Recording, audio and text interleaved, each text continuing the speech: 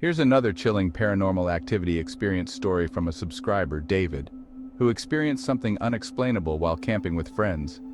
Mark and his friends were avid campers and had chosen a remote spot in the woods for their latest adventure. It was a place known for its isolation and the strange legends that surrounded it. Locals whispered about a watcher in the woods, a mysterious figure who guarded the forest and appeared only when someone ventured too far off the main trails. On the second night, as they were telling ghost stories around the fire, they started hearing faint footsteps circling their campsite. At first they laughed it off, thinking it was an animal.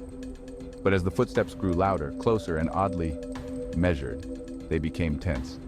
Mark noticed something moving at the edge of the firelight, a shadowy figure just beyond the circle of trees. It stood still, watching. One of his friends called out, thinking it might be another camper lost in the woods. But there was no response. The figure simply stared, unmoving, for what felt like minutes. They tried to ignore it, convincing themselves it was just a trick of the shadows. But when they turned away, they heard it whisper, a deep, raspy voice saying, "Leave now."